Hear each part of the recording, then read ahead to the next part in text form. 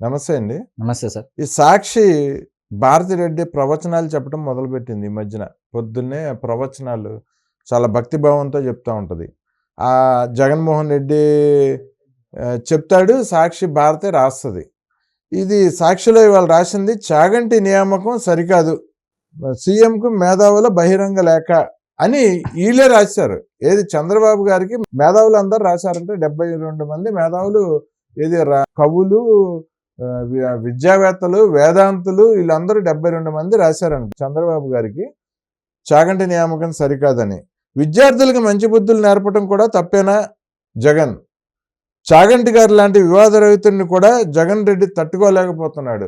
ఏంటి జగన్ నీ మాటలు, నీ చేష్టలు ఏంటి? భారతిరెడ్డి ఈ పనికిమాలిన రాతలు, రోత రాతలు ఏం చెప్తారు దీని మీద? సార్ దాని టైటిల్ హెడ్డింగ్ ఏం పెట్టారు సార్ సాక్షి పేపర్లో? చాగంటి నియామకం సరికాదు. ప్రజలారా, సాక్షి పేపర్లో ఈరోజు చాగంటి గారి నియామకం సరికాదు అని చెప్పేసి సాక్షి పేపర్లో సాక్షి యాజమాన్యమైనటువంటి భారతిరెడ్డి గారు వ్రాయడం జరిగింది.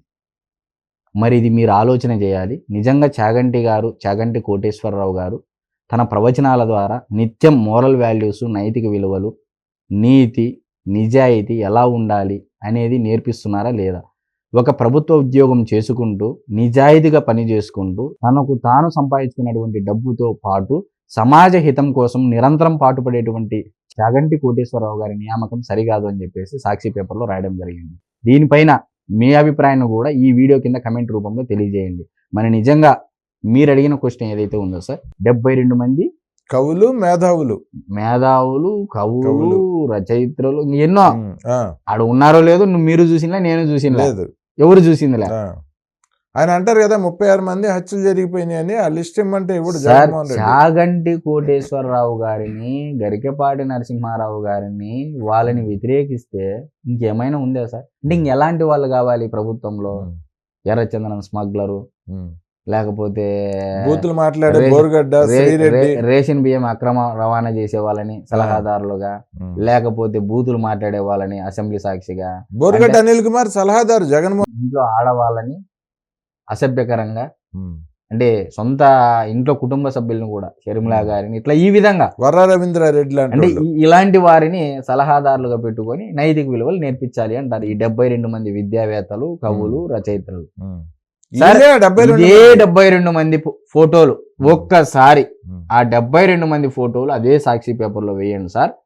రైల్వే స్టేషన్లు, పోలీస్ స్టేషన్లు, బస్ స్టేషన్లు, ఎయిర్పోర్ట్స్ ఉంటాయి కదా, విమానాశ్రయాలు, అక్కడ దొంగల ఫోటోలు పెడతారు. ఒక్క నిమిషం సార్, స్కూల్స్ లో పెడదాం.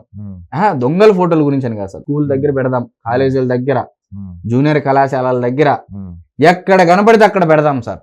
చాగంటి గారి నియామకం సరికాదు అని 72 మంది విద్యావేత్తలు, వేదాంతులు, కవులు, రచయితలు అని చెప్పేసి సాక్షి పేపర్లో ఏదో వేదిక పెట్టుకొని లేఖ రాశారు అని చెప్పేసి రాయడం జరిగింది.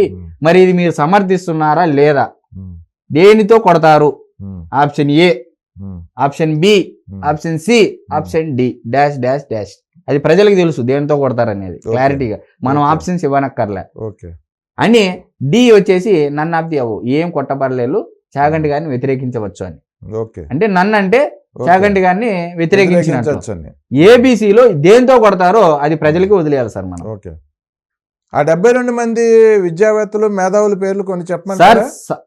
చెప్పండి సార్, ఖచ్చితంగా చెప్పాలి, మన ప్రజలకు తెలియాలి కాబట్టి ఖచ్చితంగా చెప్పాలి. జగన్మోహన్ రెడ్డి గారి అత్యంత సన్నిహితుడు, సలహాదారుడు బోర్గడ్డ అనిల్ కుమార్, బోర్గడ్డ అనిల్ కుమార్, బూతుల శ్రీరెడ్డి, అంబటి రాంబాబు, కొడాలి నాని, జోగి రమేష్, అనిల్ కుమార్ యాదవ్, సో ఇలా ఉన్నారు. మొత్తం 70 మంది మేధావులు వ్యతిరేకించారు. ఉండవల్లి అరుణ్ కుమార్, ప్రొఫెసర్ నాగేశ్వర్ రెడ్డి, ముద్రగడ పద్మనాభరెడ్డి, వీళ్ళు అన్నమాట ఈ 72 మంది మేధావులు. సార్ నిజంగా చాగంటి కోటేశ్వరరావు గారు, గరికపాటి నరసింహారావు గారు నిత్యం సమాజహితం, సమాజాల్లో కుటుంబ వ్యవస్థలు, వివాహ వ్యవస్థలు కానీ, పిల్లలు ఏ విధంగా తప్పుదారి వెళ్తున్నారని ఎప్పటికప్పుడు రియలిస్టిక్ ఎగ్జాంపుల్స్తో, అంటే ప్రత్యక్ష ఉదాహరణలు, మన అంటే నిరంతరం నడిచేటువంటి జీవన శైలులు ఏవైతే ఉన్నాయో ఆ ఉదాహరణలు తీసుకొని వచ్చి దీనికి దానికి అనుసంధానం చేసుకుంటూ చెప్పడం అనేది అంత ఈజీ టాస్క్ సార్. అంత ఈజీ టాస్కా? Yes. ఎక్కడో సంస్కృతంలో ఏమీ అర్థం కాని అంశాలని అతి సులభంగా ప్రజలకు అర్థమయ్యే విధంగా నేటి మన జీవన శైలికి జరిగేటువంటి ప్రాక్టికల్ ఎగ్జాంపుల్స్ ఏవైతే ఉన్నాయో వాటికి అనుసంధానం చేసుకుంటూ ఎప్పటికెప్పుడు మార్గ నిర్దేశనం చేసేటువంటి ఇటువంటి వ్యక్తులను మనం వ్యతిరేకిస్తున్నామంటే నిజంగా ఇది కలికాలమే సార్. అది కూడా ఏంటనుకున్నారు, భగవద్గీత, మహాభారతం, రామాయణం, బైబిల్, ఖురాన్ వీటిల్లో వచ్చిన వాటిల్లో ఉన్న సందేశాలని ఉటంకిస్తూ వాళ్ళు చెప్తారు వాళ్ళిద్దరు కూడా. ఇప్పుడు ఈ విషయం పైన చాగంటి గారి నియామకం సరికాదు అన్నారు. ఇప్పుడు ఆయన ఎవరు సార్? ఐవీఆరా సుబ్రహ్మణ్యం అని చెప్పేసి ఒక ఎల్వి సుబ్రహ్మణ్యం గారు, ఎల్వి సుబ్రహ్మణ్యం గారు కానీ ఇంకో ఆయన ఉన్నాడు ఐవైఆర్. వాళ్ళు రావాలా, మాట్లాడాలా లేదా సార్? ఏమయ్యా మీకేమన్నా బుద్ధి జ్ఞానం ఉందా? ఇటువంటి వ్యక్తుల్ని నియామకం సరికాదు అంటే అది మనకే సెల్ఫ్ గోల్ అవుతుంది, మన పార్టీకే సెల్ఫ్ గోల్ అవుతుంది అని చెప్పి ఇప్పుడున్నటువంటి ఆ పార్టీ సలహాదారులని చెప్పాలా లేదా? ఉండవల్లి అరుణ్ కుమార్ కూడా రావాలి. మరి ఇప్పుడు ఉండవల్లి అరుణ్ కుమార్ ఇప్పుడు ఈయన మించిన మేధావి లేడు సార్, లేడు ప్రపంచంలో అసలు. ఈయన మించిన మేధావి ఇప్పుడు డైరీ పట్టుకొని వచ్చి చెప్పాలి చాగంటి గారి నియామకం సరికాదు అని చెప్పేసి సాక్షి పేపర్ లో రాశారని చెప్పి అది డైరీలో రాసుకొని వచ్చి దాని గురించి వివరణ ఇవ్వాలని మేము కోరుతున్నాము. ఎందుకంటే మీరు మేధావులు అని మేము భావిస్తున్నాం. ప్రజలు ఏమనుకుంటున్నారు? మేధావులు అనుకుంటున్నారు. అంటే ఎవరు మేత వేస్తే వారికి అరవబడును అని చెప్పేసి ప్రజలు ఎక్కువగా భావిస్తున్నారు. నేనైతే మేధావని భావిస్తున్నాను అంటూ ఉంటారు సీమరాజా గారు.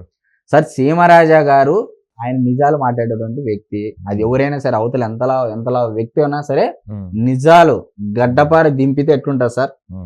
ఈడ బ్రహ్మరంధ్రంలో అట్లా దింపుతాడు నిజాలతో, నిజాలే మాట్లాడతాడు అతను. అట్లుంటది ఆయన తీరు. సో అసలు ఎటువంటి అంటే ఈ భారతి ఉద్దేశం, జగన్మోహన్ రెడ్డి ఉద్దేశం ఎటువంటి వ్యక్తులు కావాలంటారు? అంటే ఇప్పుడు మీరు చెప్పేది ఏముందంటే సార్, జగన్మోహన్ రెడ్డి గారు సాక్షి పేపరు లో ఏది చెప్పితే కూటమి ప్రభుత్వంలో వాళ్ళని అధికారులుగా నియమించాలి, వాళ్ళకి పోస్టింగ్ ఇవ్వాలి, అంతేనా? అంతేనా వాళ్ళ ఉద్దేశం? అదే అంతేనా కదా సార్? అంతే. ఇప్పుడు కూటమి ప్రభుత్వము, Janasena party, Telugu Desam party, BJP, Bharatiya Janata party, 3 పార్టీలు ఒకవైపు కేంద్ర ప్రభుత్వంలో భారతీయ జనతా పార్టీ అధికారంలో ఉంది, మరోవైపు తెలుగుదేశం పార్టీ, జనసేన పార్టీ రాష్ట్రంలో అధికారం, అంటే భారతీయ జనతా పార్టీ కూడా పొత్తులో ఉన్నారు కాబట్టి అధికారంలో ఉన్నారు. వాళ్ళ పార్టీ ఎవరిని ఉంచాలి? సమాజ హితం కోసం, సభ్య సమాజం కోసము, సమాజ అభ్యుదయ సమాజం కోసము, సమాజ అభ్యుదయ సమాజం అంటున్నాను సార్, అభ్యుదయ సమాజం కోసము ఎవరిని నియమించాలి అనేది చంద్రబాబు నాయుడు గారికి కూడా సాక్షి పేపరే చెప్తుందంటే ఇంక మనము దేంతో నవ్వాలో అనేది మనకు అర్థం కావట్లేదు సార్. అంటే మాజీ తీసేసి ముఖ్యమంత్రి జగన్ గారు ఆదేశాలు ఇస్తున్నారు. ఏంది సార్? చంద్రబాబు నాయుడు గారు ఆయన యొక్క స్థాయి ఏంది, ఆయన యొక్క ఆలోచన ఏంది, ఆయన ఏ విధంగా ముందుకెళ్తారనేది నిత్యం ప్రజలకు తెలుసు. చాగంటి గారికి ఆ పదవి ఇచ్చిన రోజు చాగంటి గారు గత 5 ఏళ్ళు అంటే జగన్మోహన్ రెడ్డి గారి హయాములో పదవి ఇచ్చినప్పటికి కూడా సున్నితంగా తిరస్కరించినటువంటి సందర్భం. అక్కడికి కూడా ఆయన ఒక మాట చెప్పారు సార్, అయ్యా ధర్మము కాపాడాల్సినటువంటి ఏదైనా ఉంది అంటే నేను సలహాలు ఇస్తాను, కానీ పదవి వద్దు అని చెప్పి చెప్పడం జరిగింది. ఒకవేళ మీ పరిపాలనలో ధర్మం గాడి తప్పుతుంది అంటే, ఒకవేళ ఆయన కానీ పొయ్యి అధికారం అంటే అక్కడ ఏదైతే పదవి తీసుకొని కానీ ఉంటే సార్, తిరుమలలో జరిగిన తంతుకు ఈయనకు అంటుకునేది. తిరుమల లడ్డూ కల్తీ విషయం కూడా పవిత్రంగా ఇన్నాళ్ళు అంటే పవిత్రంగా చాలా నీతి నిజాయితీగా బతికినటువంటి చాగంటి కోటేశ్వరరావు గారు అపవిత్రం అయిపోయే వాళ్ళని చెప్పేసి ఖచ్చితంగా నేనైతే భావిస్తాను సార్. తిరుమల లడ్డు కల్తీ విషయం ఆయన పదవిలో ఉండగా జరిగితే ఆయనకు తెలియదు కదా సార్. ఆయన డ్యూటీ ఏంది? ఆయనకి ఇచ్చిన పదవిలో ఉన్నటువంటి ఏదైతే ఉంటాయో బాధ్యతలు, రూల్స్ అండ్ రెస్పాన్సిబిలిటీస్ అవి చేసుకుంటా పోతాడు. ప్రతి ఒక్క విషయాలు అయితే ఆయన ఏలు పెట్టాడు కదా. ఆయన ఏంది? నీతి నిజాయితీ, నా రూల్స్ ఏంటి, నేనేం చేయాలి, అంతవరకే చూసుకొని వెళ్తాడు. గత 5 ఏళ్లలో కానీ చాగంటి కోటేశ్వరరావు గారికి కానీ పదవి తీసుకొని ఉండింటే నిజంగా సార్ అది తలుచుకుంటేనే భయం వేస్తా ఉంది. ఇలాంటి మంచివారు కూడా చెడ్డవారుగా చిత్రీకరిస్తే సమాజంలో ఇంకా మంచి ఆడ బతుకుతారని ఒక భయం కలుగుతారు సార్ మాలాంటి వారికి. అది చాగంటి గారికి పదవి ఇచ్చిన రోజున మొత్తం యావత్ రాష్ట్రం హర్షించింది. ఇప్పుడు ఇటువంటి రాతలు రాసిన జగన్మోహన్ రెడ్డి చాగంటి గారి మీద, అంత విలువలతో బతికే నిజాయితీ పరుడైన చాగంటి గారి మీద ఇటువంటి రాతలు రాసిన జగన్మోహన్ రెడ్డికి అసలు ఎటువంటి గతి పట్టొచ్చు, ఎటువంటి పరిస్థితి రావచ్చు అంటారు? సార్ జగన్మోహన్ రెడ్డి గారు 3 పదాలు వాడుతూ ఉంటారు. మంచి, విలువలు, విశ్వసనీయత. మరి ఈ 3 చాగంటి గారిలో లేవు అనేవారు ఎవరైనా ఉన్నారు అంటే అది వారి యొక్క పుట్టుకను వారే వ్యతిరేకించుకున్నట్టు. ఓకే. ఇంతకంటే మనం ఎక్కువ మాట్లాడినా కూడా అది చండాలంగా ఉంటుంది. ఎందుకంటే అలాంటి మహానుభావుల గురించి మాట్లాడే ముందర మనం చాలా జాగ్రత్తగా మాట్లాడాలి. ఎందుకంటే అలాంటి మహానుభావుల గురించి కూడా మాట్లాడేటప్పుడు మనం ఎలా పద్ధతిగా నడుచుకున్నామన్నదే ఆయన చేసేదైతే ప్రవచనాలు ఉందో మనం నేర్చుకోవాల్సిన అంశాలు కూడా ఇవే సార్. అవును. ఆయన ఏం చెప్తారు నిత్యము, ఎలా ఉండాలి, ఏ విధంగా ఉండాలి, మనిషి ఎలా బతకాలి, నిత్యం ఏదో ఒక రకంగా ఏదో ఒక కథ రూపంలోనూ ప్రజలకు అర్థమయ్యే విధంగా చెప్తా ఉంటారు.